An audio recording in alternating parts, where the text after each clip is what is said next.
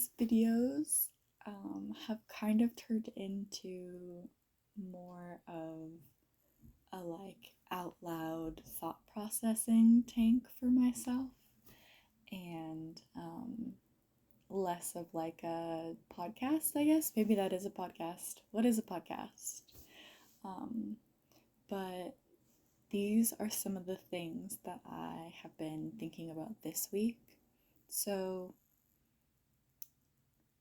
when you're wishing for, manifesting, working towards, like all of those things, I personally think go together, hand in hand. And if you are wishing without doing or manifesting without like acting, um, I think that a lot of people get frustrated because they don't see any results. And I think there's a couple things with that.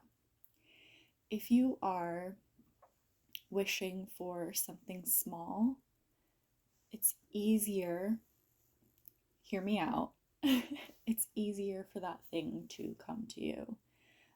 Or like if you're wishing for like a $20 bill, like it's much easier for, say, you to find a $20 bill in the parking lot on the ground than it is to find $50,000 on the parking lot of, right?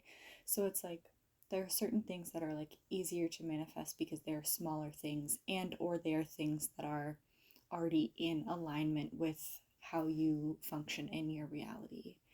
If if you have never had $50,000 before, um, and you're asking for that,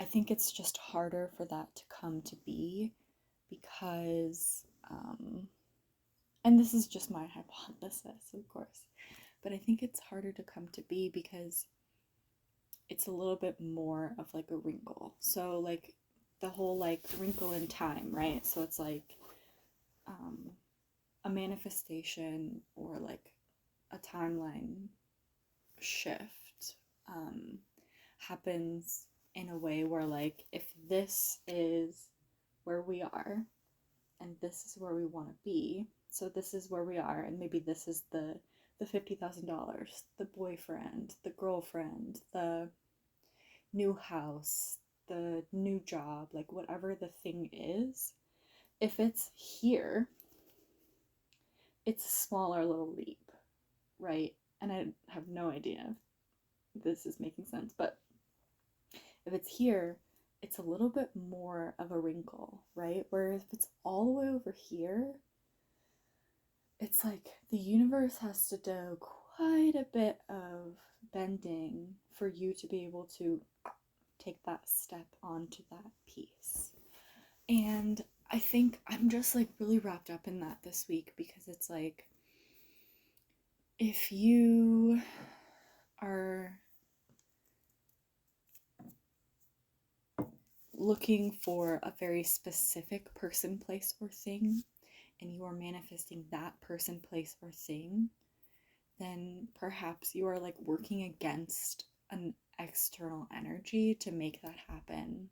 Whereas, like, if you are wishing for a healthy partner or um, a more spacious house, or like a house you can have a garden, or like whatever the thing may be, like wishing for that, manifesting and wishing for that thing, and instead of, oh my gosh, I found this house and it's the perfect one and I need it and I need it and I just need to sit here and manifest it and I need it to happen, that inherently is creating this like clashing with you exerting control on the circumstance.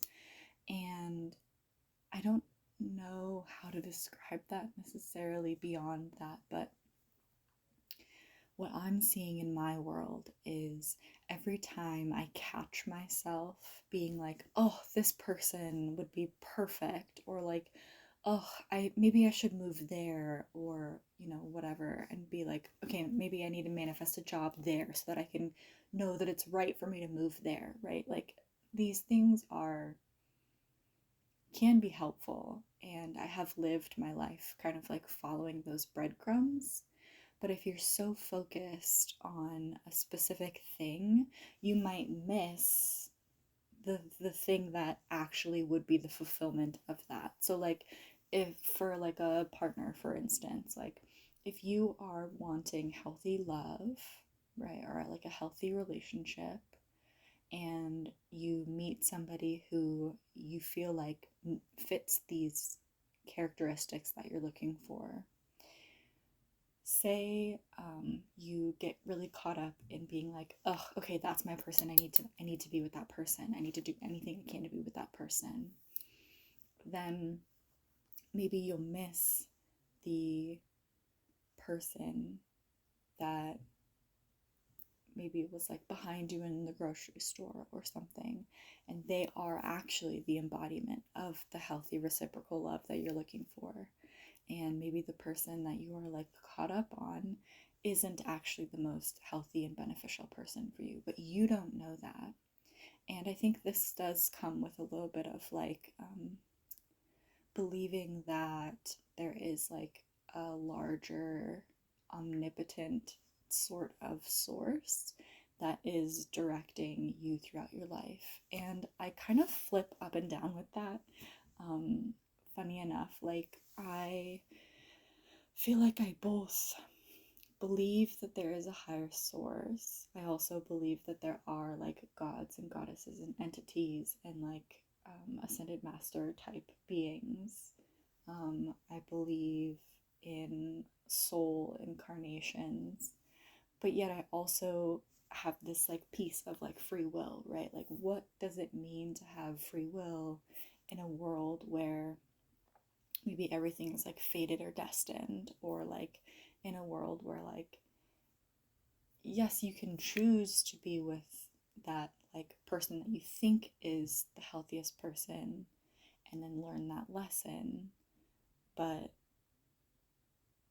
cosmically you had to have learned that lesson before you were allowed, like not allowed, but like before you allowed yourself to see there are other options. I don't know, I think I'm kind of ranting a little bit right now, but um I feel like I'm seeing a lot of that right now with like a lot of, you know, at least with people who are doing like tarot readings and stuff like that on TikTok, where they're like, they're coming back, they're coming in, like there's all these like affirmative readings that you listen to and you're like, I feel like that could relate to me in my circumstance, or maybe there's like something in it that like actually makes you be like, well, actually I think this one is for me. And I think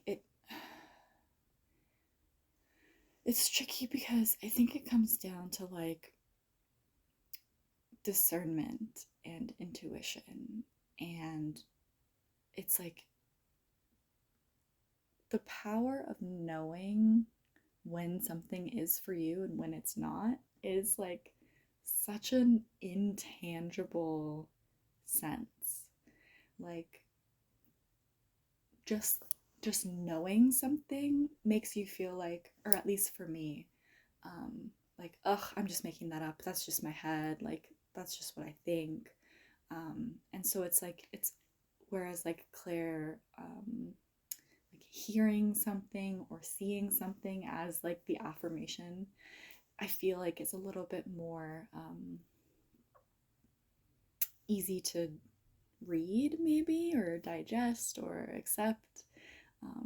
But in the sense of like just knowing, like instantly knowing, like gut feeling, it's for me the hardest thing to trust, because I don't trust myself, I guess. Like I don't trust my internal awareness to direct me through my external world.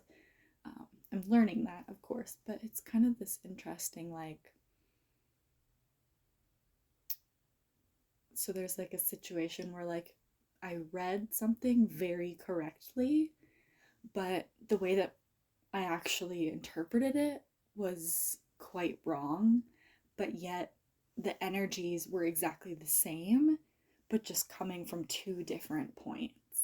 Um, I don't know, it's just like our interpretation of our world can be so dead on and also so wrong at the same time. And I think it comes down to like not um, like clinging to the the perfect person, place, or thing, and um, continuing to do self reflection and self work and shadow work, and moving towards the like best version of ourselves, because something I've noticed is like the people that I meet are increasingly the coolest, most fascinating people that I've ever met. And I feel like at first, every time I'm like, oh my gosh, this person is like way too cool, you know?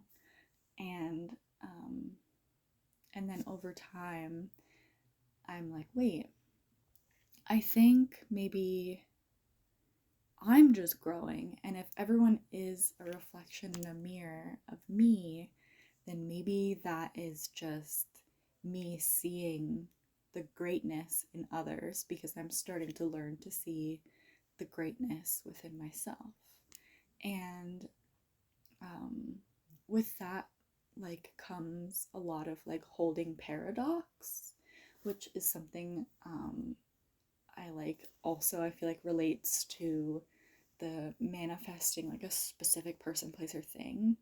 Like, um, if you're in a situation that is in some way like not what you want, and you want something that you don't have, there's the thought to like imagine that you have it, right? So it's like,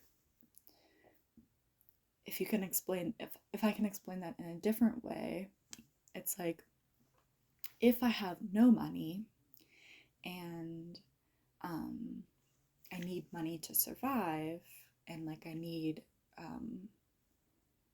abundance to like flow into my life, um, that comes with like applying to jobs, having communications with people, and like working towards this goal, versus just sitting and being like, I don't have anything, I need something, okay, where is it? Right? Like, there, it's a little bit, um, I don't want to say entitled, but that's like the energy that I'm feeling with it right now. But I think it's like, how can I simultaneously have nothing? Okay, so how can I hold that I have nothing? What does nothing actually mean?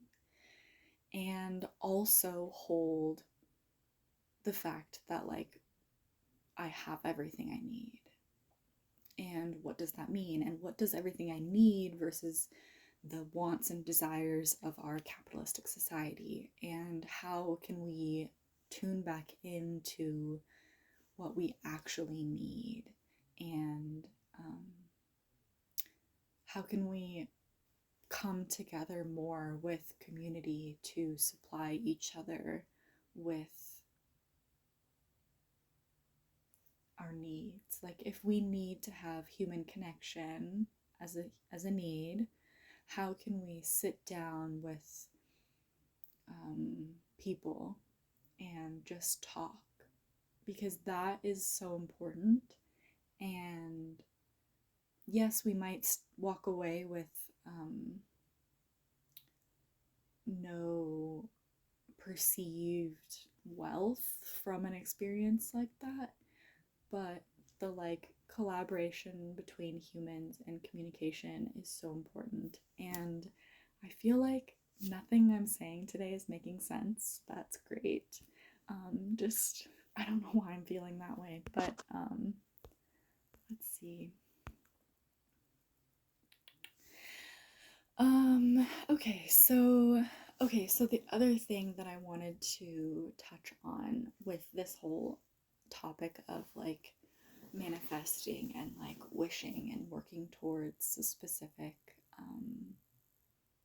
situation is like you can't mess up something that is meant for you.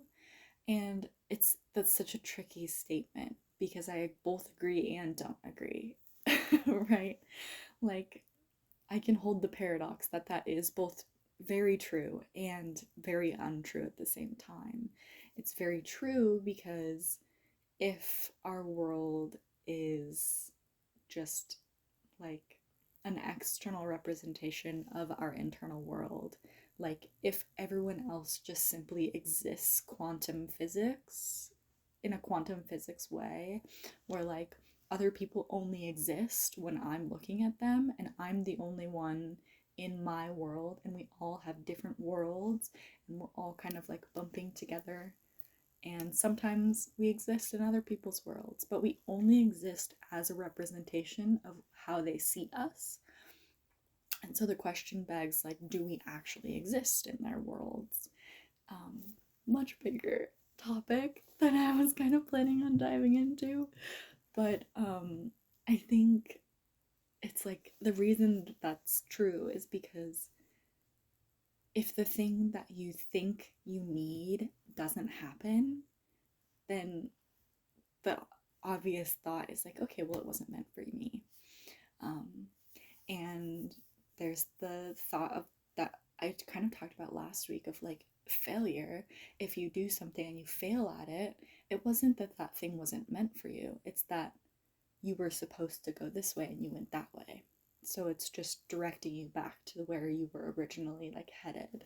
So there's that like thought process on like an omnipotent level where there's like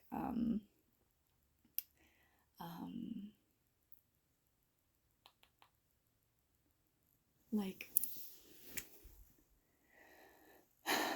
you can totally mess something up that's meant for you, and that's the lesson in it, right? And I think I might have just described these two things together, but I think it's like I think you totally can mess something up that's meant for you because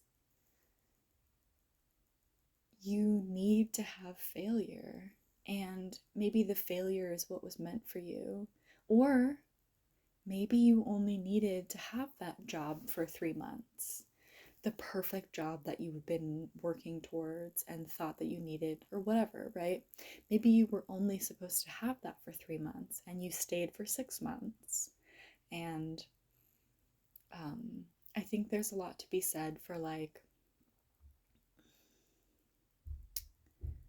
accepting the temporariness of everything in our world, because maybe that like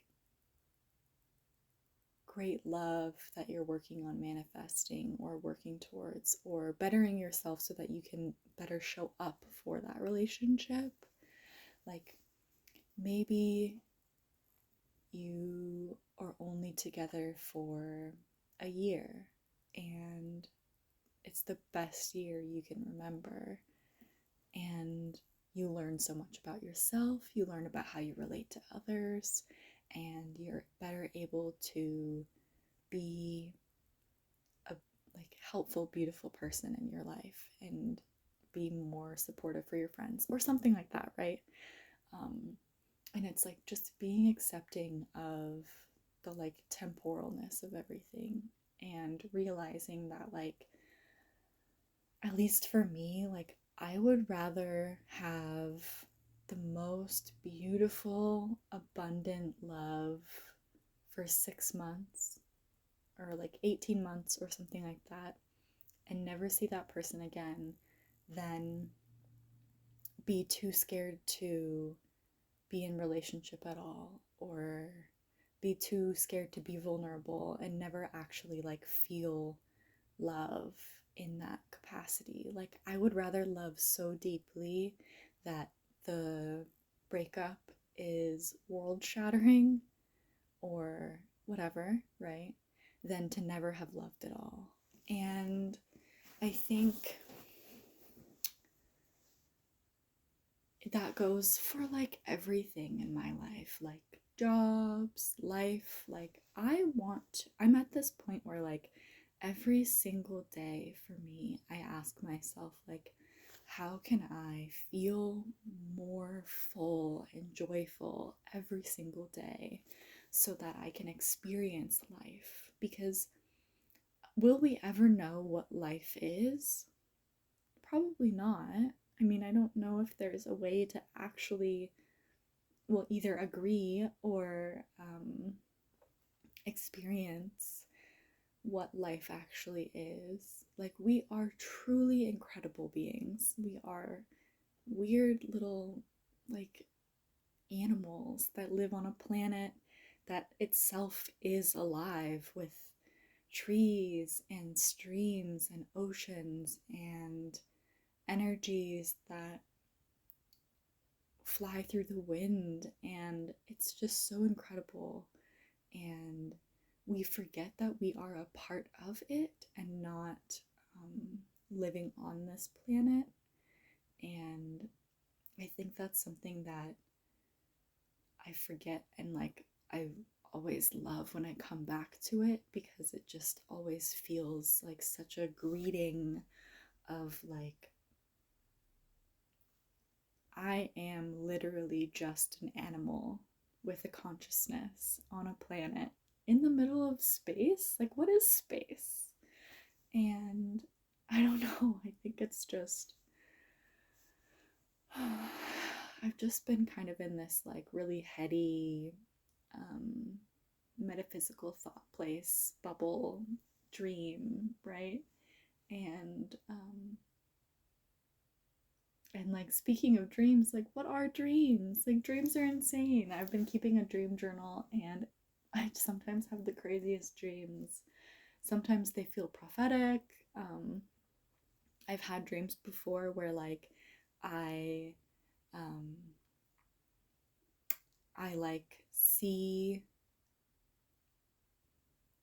okay, so like I've had a dream before where like I was lying in bed and a future version of me, I think, came to like visit me, like etherically.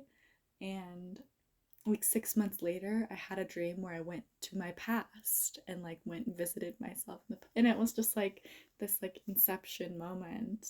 And that's happened a couple times, and happened again this week with something else. But I don't know. It's just like, if we can't lose the wonder and the mysticalness of this world. And in a moment where a lot of people have nothing and they're in deep suffering and struggle, it's incredibly hard to understand what the point of it all is. Like, why is there like terror and war and tragedy and suffering? Like, it just doesn't make sense to me. Like, I understand different energies need to exist for like the more like negative, like the ones that I just mentioned, like more negative energies need to exist for positive experiences to happen. Because if nothing bad ever happened, would we be able to understand how beautiful love or how beautiful joy is? I don't know. Um, but I think it's like, how can we remember to embrace life and live so fully that even when we have nothing, it doesn't matter, because we're so alive and so vibrant? And how can we love the nothingness or the lack or the suffering?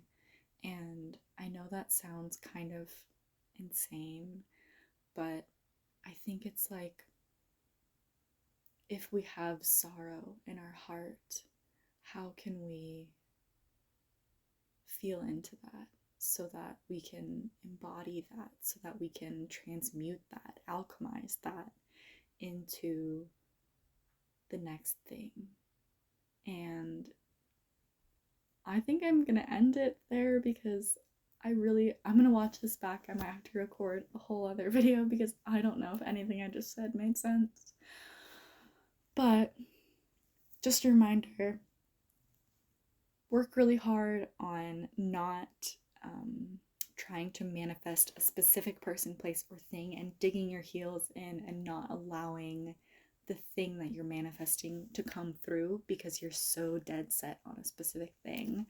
And also, like, in all of that, like, how are you able to hold paradox so that you can live every day both being in suffering and being in love? I hope that doesn't sound as cheesy as I think it does, but I hope you have a beautiful week and subscribe to this channel. I have a Patreon if you want to go find me over there, and like this video.